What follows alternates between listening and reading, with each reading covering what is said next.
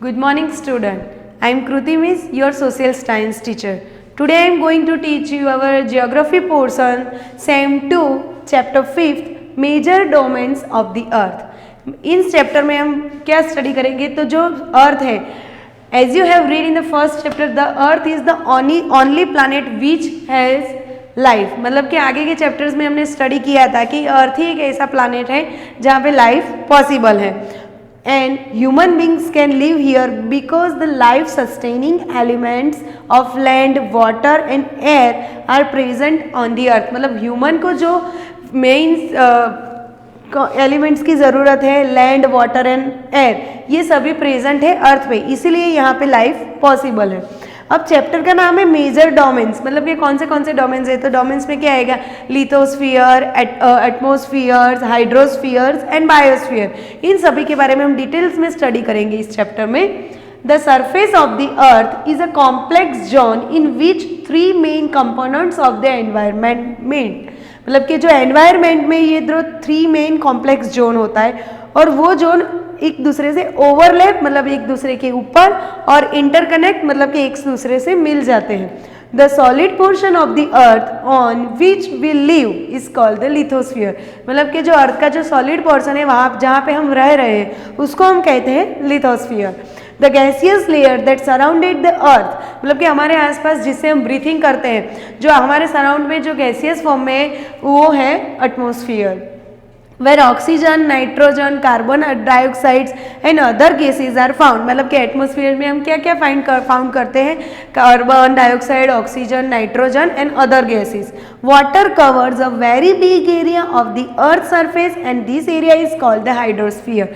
मतलब कि अगर आप जो ग्लोब देखेंगे या ग्लोब का पिक्चर्स देखेंगे तो आपको इजीली उसमें समझ में आ जाएगा कि जो टोटल पार्ट है उसमें से ज़्यादा पार्ट वाटर का कवर किया हुआ है, जिसको हम हाइड्रोस्फीयर बोलते हैं। और इसी वजह से वो ज़्यादा पार्ट्स वाटर का है, तो इसी वजह से अर्थ को हम ब्लू प्लैनेट भी बोलते हैं। The hydrospheres comprises water in all its forms, मतलब कि हाइड्रोस्फीयर में जो वाटर के सारे फॉर्म्स होते हैं, जैसे कि ice form, water form and water vapour form.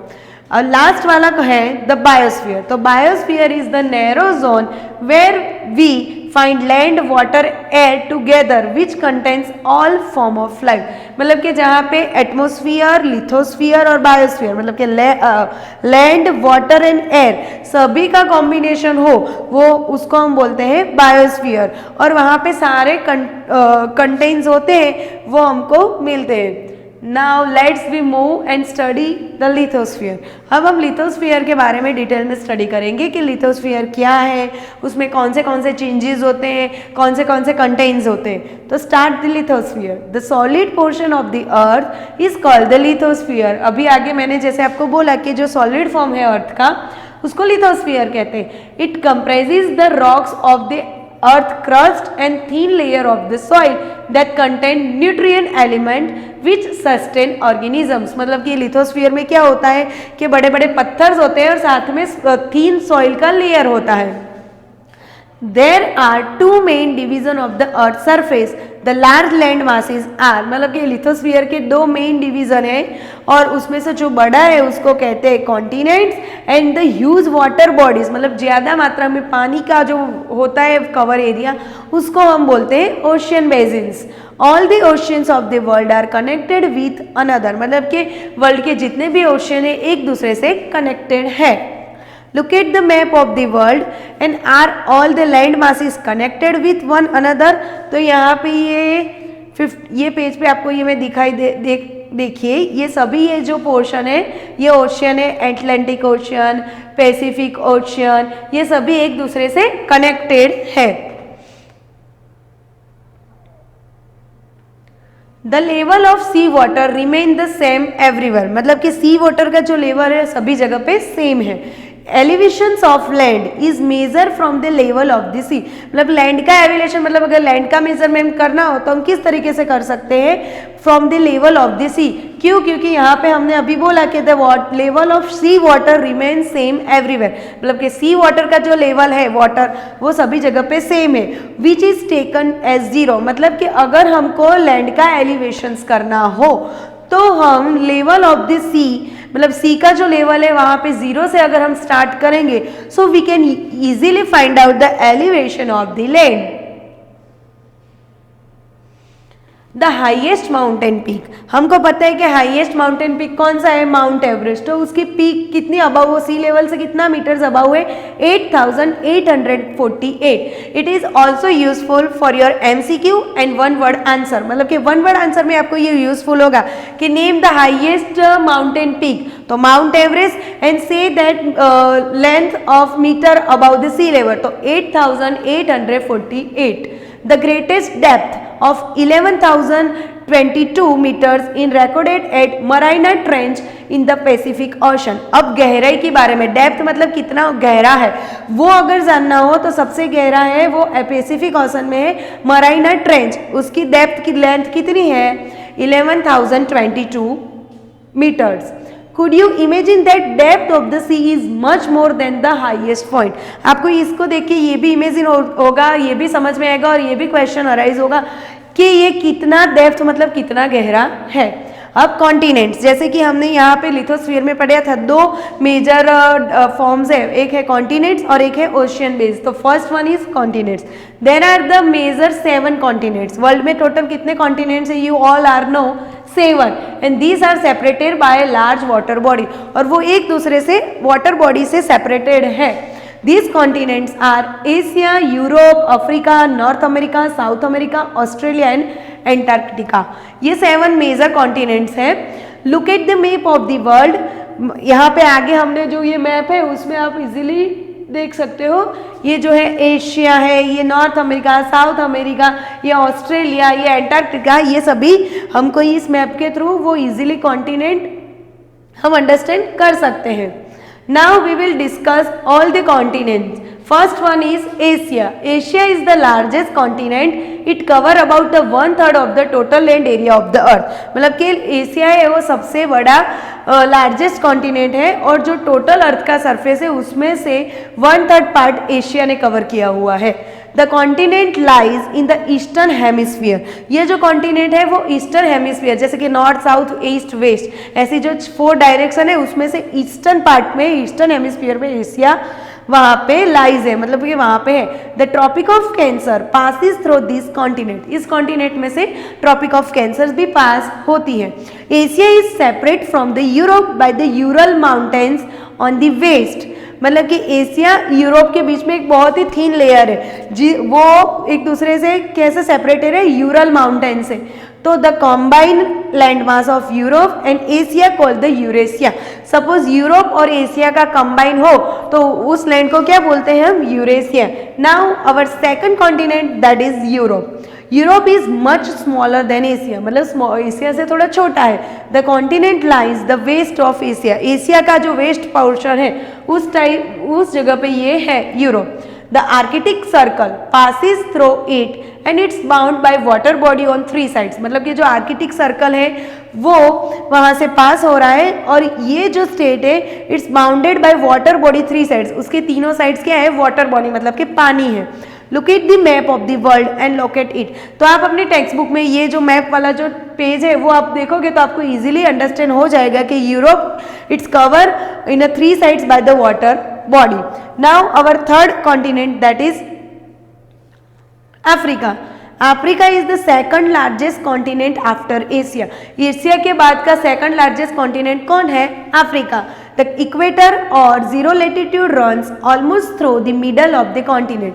मतलब जो इक्वेटर जो है, या उसको बोले हम जीरो लेटीट्यूड, वो ऑलमोस्ट उस वहाँ से ही पास हो रहा है। कहाँ से, अफ्रीका कॉन्टिनेंट से।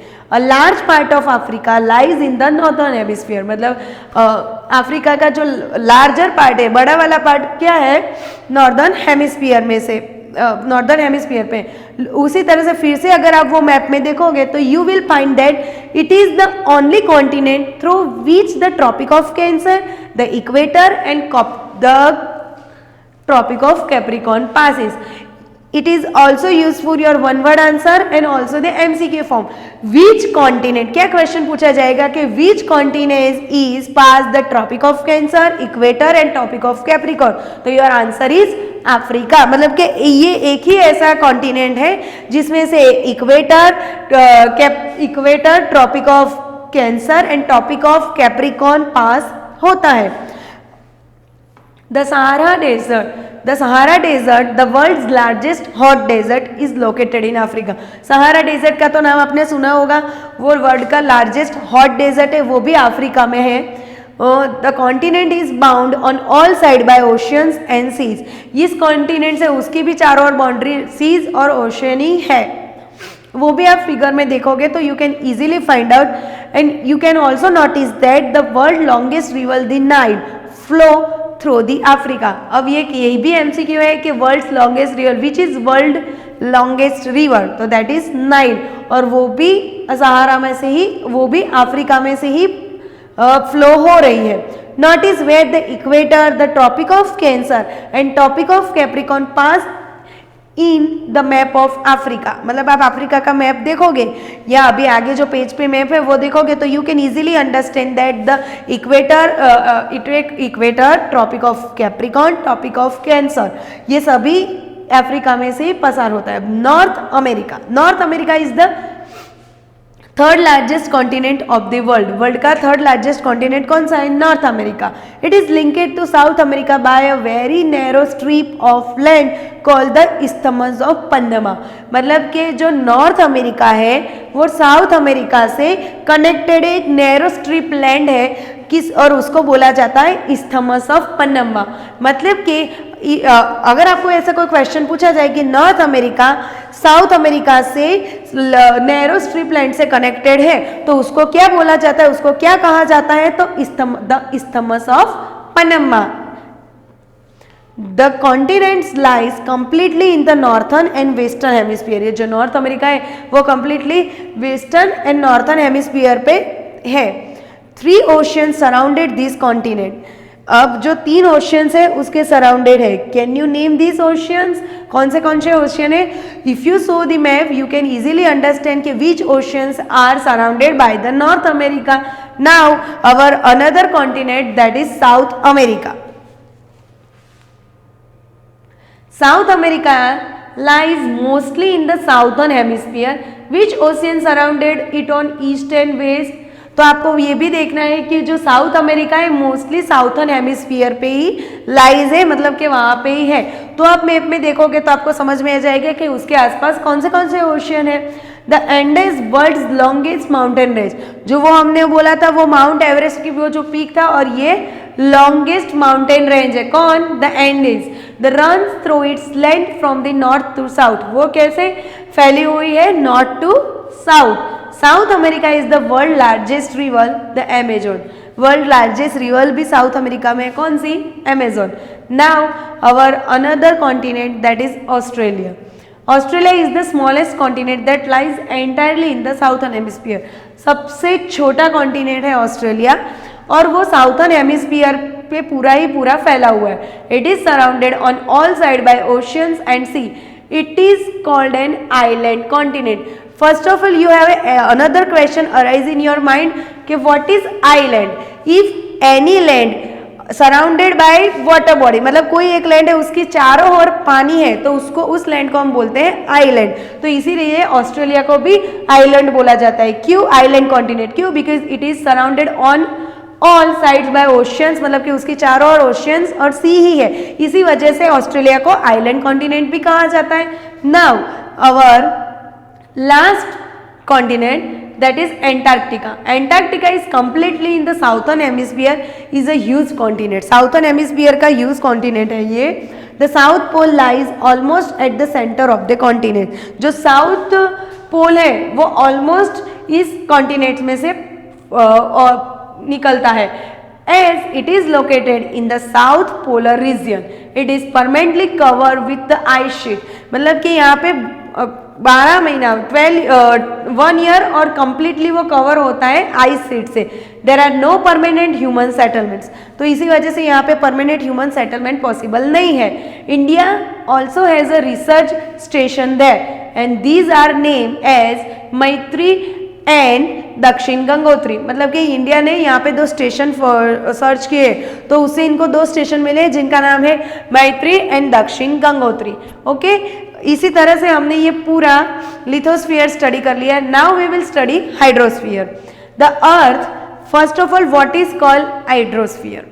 The earth is called the blue planet. मैंने जैसे ही आपको आगे बोला कि अर्थ को हम ब्लू प्लैनेट कहते हैं। क्यों?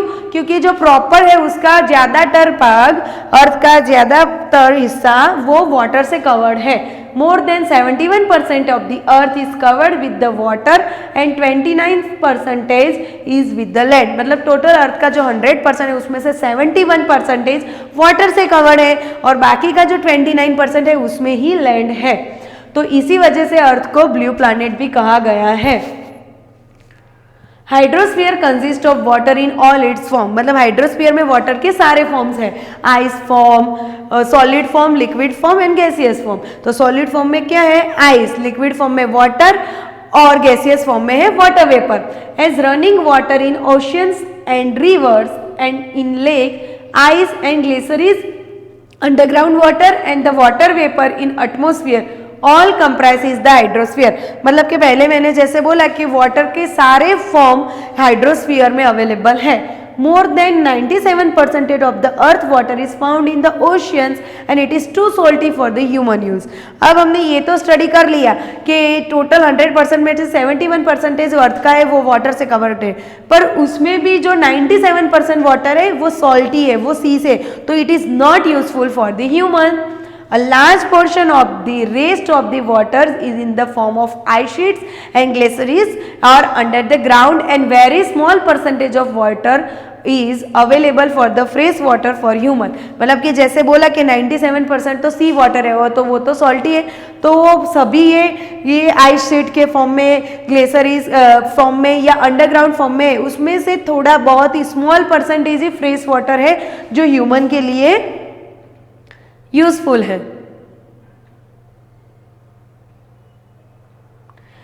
Hence, despite being a blue planet, we face a shortage of water।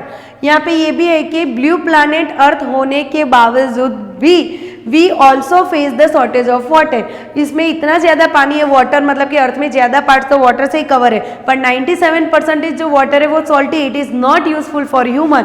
इसी वजह से अर्थ ब्लू प्लैनेट है, फिर भी we can face a shortage of water, फिर भी हमको शॉर्टेज ऑफ वाटर ज्यादा रहता है। Thank you.